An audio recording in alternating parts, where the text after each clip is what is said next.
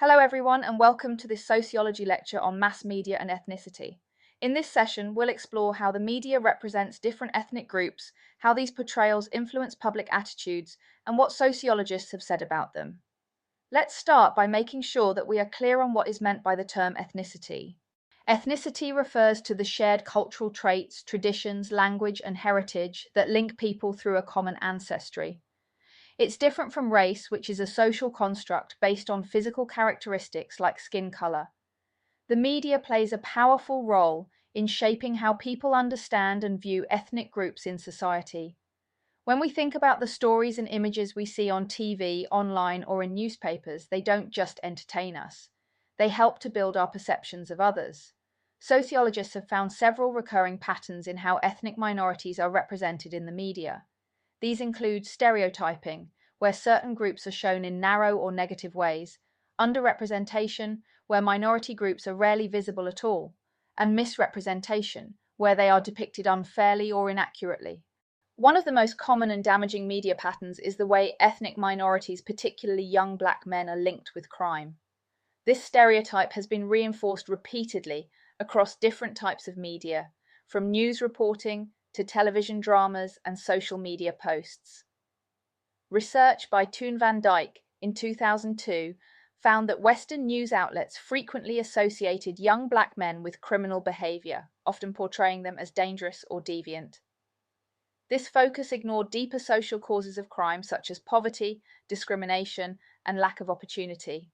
Similarly, Mike Wayne et al. In 2007 analyzed hundreds of news reports and found that almost half of all stories about black people were crime-related, while stories showing achievement, community, or everyday life were largely absent.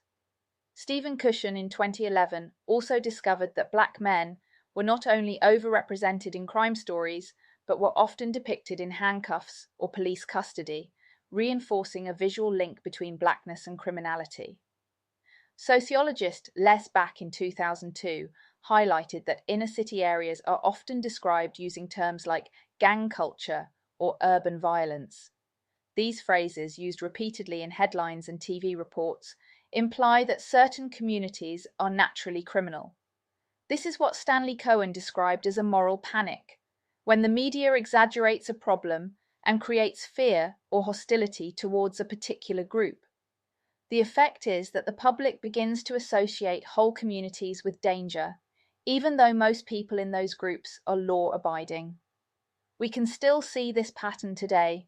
Coverage of so-called knife crime in the UK often features images of young black men, even though government statistics show that offenders and victims come from a range of ethnic backgrounds. On social media, hashtags and viral videos sometimes reinforce these stereotypes. Beyond the news, the same stereotypes can appear in fictional media too. Television dramas like Top Boy and Line of Duty have been praised for their realism, but also criticized for reinforcing associations between young black men and criminal lifestyles. In Top Boy, for example, much of the story takes place within the context of drug dealing and gang rivalry, while the series also explores poverty, racism, and the struggle for survival. Some viewers argue that it still risks normalizing the image of black urban youth as criminals. Similarly, in Hollywood films such as Training Day and The Equalizer, black male characters are often portrayed as violent, hypermasculine, or connected to street life. Even though some of these portrayals show complexity and depth, they still reflect a limited range of roles compared to the diversity of black experiences in real life. Literature and young adult fiction have also begun to address these stereotypes directly. Angie Thomas's novel, The Hate You Give, and its film adaptation tell the story of a black teenager who witnesses her friend being shot by police. The book challenges the stereotype of black criminality by exposing how prejudice and media bias shape public opinion after such events. This is a good example of a counter-narrative, a story that pushes back against dominant stereotypes by showing alternative realities. Streaming platforms like Netflix and BBC iPlayer are increasingly promoting diverse creators who challenge traditional portrayals. For example, When They See Us, directed by Ava DuVernay, dramatizes the real case of 5 black teenagers wrongly convicted of assault in New York. The series highlights how media bias and systemic racism can destroy lives, forcing audiences to question the justice system and their own assumptions. There is strong evidence that media has played a major role in reinforcing the stereotype of ethnic minorities as criminal or dangerous. Studies from Van Dyke, Wayne et al., and Cushion consistently show patterns of overrepresentation and bias, and real-world examples continue to support these findings. Negative portrayals can affect how minority groups are treated by the public, employers, and even the police, as they influence unconscious bias and social attitudes. However, some sociologists and media analysts argue that the situation is slowly improving. Modern audiences are more aware of diversity issues and more likely to criticize media outlets for biased reporting. Social media also provides a platform for people from minority backgrounds to tell their own stories and challenge negative stereotypes. Campaigns such as Black Lives Matter have encouraged media organizations to rethink how they represent crime and race. Pluralist sociologists would also argue that these portrayals reflect audience demand rather than deliberate racism, that crime stories involving ethnic minorities attract attention because they are dramatic or unusual, not because journalists are intentionally biased. Yet this defense ignores the power imbalance between media producers and the communities they depict. Even if bias is not intentional, the repeated focus on minority crime still shapes public opinion and can lead to real harm. Beyond crime, another recurring pattern in media representation is the portrayal of ethnic minorities as a threat to society. This threat narrative often appears in stories about immigration, terrorism, and cultural difference, and it has a powerful influence on public attitudes and government policy. Sociologist Catherine Moore et al. In 2018 found that newspapers and broadcast outlets frequently frame migrants and refugees as dangerous or as a burden on society. In many stories, migration is presented as a crisis, something that will lead to unemployment, strain on public services, or the loss of national identity. This creates fear and resentment, particularly during times of economic uncertainty. The work of Ameli et al. In 2007 and Poole in 2003 also shows how the media often links Muslim communities with terrorism and extremism, especially after major events like 9/11s in the United States and the 7/7 London bombings. Even though the vast majority of Muslims reject violence, the repetition of images showing Muslim suspects, mosques, or the words Islamic terror has led to widespread Islamophobia, a fear or mistrust of Islam and those who practice it. More recently, the Refugees and Asylum Seekers Report in 2020 found that British newspapers regularly use loaded terms such as floods, waves, invaders, and scroungers to describe people seeking safety. These words make it easier for readers to see migrants not as human beings escaping hardship, but as a problem to be solved. You can see these patterns in modern media coverage. For example, news reports about small boat crossings in the English Channel often describe the situation as a migrant crisis or an invasion. Headlines from outlets like the Daily Mail and The Sun use dramatic language that paints asylum seekers as a national threat rather than vulnerable people in need of help. This shapes public opinion, influencing debates over immigration policy and border control. The 2023 controversy surrounding a BBC presenter comparing the government's asylum policy to 1930s Germany also shows how charged this topic has become. The strong reaction revealed how sensitive and politicized discussions about immigration and national identity remain in British media. On television, documentaries such as Panorama, Britain's immigration crisis, and reality series like Border Force, America's gatekeepers often focus on control, policing, and security rather than on the human stories behind migration. This reinforces the idea that migrants are risky or suspicious, rather than ordinary people searching for safety and stability. In film and fiction, certain portrayals have both challenged and reinforced these stereotypes. For example, the film Body of Lies, 2008, depicts Middle Eastern men through the lens of terrorism, continuing the post-9/11 narrative of the dangerous other. In contrast, Movies like The Reluctant Fundamentalist and British TV dramas such as Informer provide more nuanced portrayals, exploring the social pressures faced by Muslims living in Western societies and the prejudice they encounter. Literature has also played a role in pushing back against fear-based media narratives. Works such as Homefire by Kamila Shamsi and Exit West by Mohsin Hamid portray migrants and Muslim characters as complex and sympathetic individuals, helping readers see beyond simplistic stereotypes. Sociologists argue that these threat portrayals serve several social and political purposes. Stuart Hall in 1997 and the Birmingham Centre for Contemporary Cultural Studies suggested that the media often constructs folk devils, groups blamed for wider social problems, by presenting ethnic minorities, refugees, or Muslims as dangerous outsiders. The media helps to justify tougher immigration laws, increased surveillance, and stronger policing. This benefits political elites by diverting attention away from structural issues like inequality, poverty, or poor governance. Van Dyke in 2002 also highlighted that media discourse about migrants often reflects the power and privilege of white Western perspectives.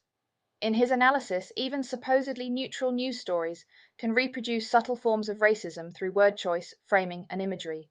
For example, by emphasizing difference, danger, or conflict. There is substantial evidence to support the claim that media frequently portrays ethnic minorities and migrants as a threat. The studies by Moore, Poole, and Van Dyke, along with contemporary examples from newspapers and television, clearly demonstrate a consistent pattern of bias. These portrayals can shape public attitudes, fuel racism, and even influence policy decisions, such as stricter border control or reduced support for asylum seekers. However, it's important to recognize that the media is not entirely one-sided. Some progress has been made, especially in more recent years. Mainstream outlets like The Guardian and Channel 4 News now include more human interest stories focusing on refugees' personal experiences rather than treating them as statistics.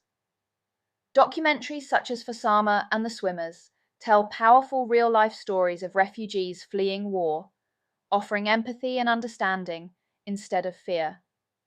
Social media has also made it harder for traditional outlets to dominate the narrative. Migrants, activists, and community journalists can now share their own stories directly through platforms like TikTok, Instagram, and YouTube. Campaigns such as Refugees Welcome and Stop Islamophobia have challenged mainstream coverage by highlighting positive contributions of migrants and calling out biased reporting. From a pluralist perspective, some sociologists argue that the media simply reflects the public's concerns about immigration rather than creating them. In this view, journalists are responding to audience demand, not deliberately spreading racism. However, critics of pluralism, including Marxist and post-colonial theorists, argue that the media has enormous power to shape what people think, not just mirror it. The repetition of fear-based stories can normalize prejudice and make exclusionary policies appear reasonable or even necessary. While the media often portrays ethnic minorities in negative ways, such as linking them with crime or presenting them as a threat, another problem is that they are frequently invisible. Even when representation exists, it can be shallow, tokenistic, or filtered through the perspectives of white characters. Sociologists argue that this lack of authentic representation reinforces cultural hierarchies and limits public understanding of Britain's diversity. Van Dyke in 2004 found that the media tends to prioritize stories involving white individuals, especially when covering issues such as crime, tragedy, or victimhood. For example, when white victims are harmed, they are more likely to receive sympathetic and sustained coverage, whereas victims from minority backgrounds often go unnoticed. A striking example is the case of Sarah Everard in 2021, which dominated headlines and news cycles for weeks, compared with the far smaller media attention given to missing Black women such as Blessing Olusegun or Nicole Smallman and Bibar Henry, whose deaths initially received limited coverage. This pattern reflects what some call the missing white woman syndrome. the media tendency to focus more on white, middle-class victims because they are seen as more relatable to mainstream audiences. Institutional bias also plays a major role in television and film. Bennett et al. In 2006 argued that British television has historically reflected white middle-class culture, both in its characters and in its production teams. As a result, ethnic minority viewers may struggle to find relatable experiences or authentic representations on screen. Rosalind Gill in 2006 supported this finding, showing that Black and Asian actors were often cast in stereotypical or secondary roles, such as criminals, terrorists, or comic relief characters, rather than as complex central figures. This pattern can still be seen in parts of the media today. Although representation has increased, ethnic minority characters are often limited to certain genres or narratives. For instance, shows like Top Boy and Luther feature strong black leads, but are still heavily associated with crime and violence. Meanwhile, films like Slumdog Millionaire and Blinded by the Light highlight cultural struggles, but they are often written and directed by white filmmakers, meaning that minority voices are still filtered through an external lens.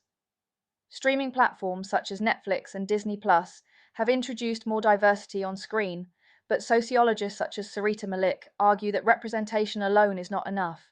If creative control remains in the hands of white executives, then the perspectives being shared may still be limited. This reflects the idea that diversity in appearance does not necessarily mean diversity in authorship or power. One of the ways this limited diversity manifests is through tokenism. This occurs when a production includes a small number of minority characters purely to give the illusion of inclusivity, without genuinely challenging stereotypes or addressing cultural difference. Nadia Shah in 2008 argued that broadcasters often include minority actors to meet diversity targets, but fail to give them meaningful storylines or leadership roles. For example, a show might include one Black or Asian character in a group of white leads, but their identity or culture is rarely explored. They exist mainly as a symbol of diversity rather than a full person. Another related issue is saviorism, where ethnic minorities are portrayed as needing rescue or guidance from white characters. This trope is common in Hollywood films such as The Help and Green Book. Although these films appear progressive, they center the white characters' emotional growth rather than the lived experiences of the minority characters they help. Sociologists argue that this maintains the idea of white superiority and reduces minority individuals to supporting roles in their own stories. In contrast, some modern films and series have started to subvert these tropes. Black Panther, directed by Ryan Coogler, showcased a predominantly Black cast and creative team, celebrating African culture and power rather than victimhood. Similarly, series such as I May Destroy You, written and performed by Michaela Cole, and Rye Lane focus on Black British experiences with authenticity, humour and depth, showing that representation led by minority creators can reshape how stories are told. Recent years have seen more nuanced and inclusive portrayals across multiple media forms. Shows like Bridgerton use colour-conscious casting, placing Black and Asian actors in Regency-era roles that historically excluded them. Sex Education has been praised for its diverse cast and for tackling issues of race, gender, and sexuality openly. However, critics note that while these examples mark progress, some diversity efforts risk feeling performative if representation isn't supported by diverse writers, producers, and directors. Books such as Queenie by Candice Carty-Williams and Love in Colour by Bolu Babalola also challenge mainstream narratives by portraying young Black women in everyday, empowering contexts rather than through the lens of trauma or social struggle. These examples demonstrate how authentic authorship can shift how ethnicity is portrayed in popular culture. Meanwhile, campaigns such as the Oscars So White movement and the BBC's 50-50 project have pressured institutions to diversify their staff and creative teams. Although these initiatives have led to some improvement, sociologists argue that long-term change will only occur when diversity exists not just on screen, but behind the camera and in executive decision-making positions. To sum up, media representation of ethnicity is a powerful force in shaping how we understand the world around us. Studies by Van Dyke, Hall, and others show that negative stereotypes and limited representation have long-standing effects on how minority groups are viewed.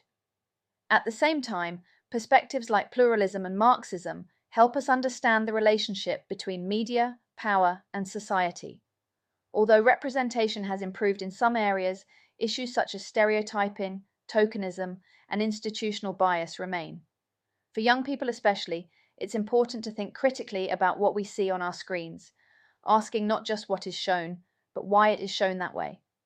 The more we question media portrayals, the more we can recognize and challenge the inequalities they may reinforce.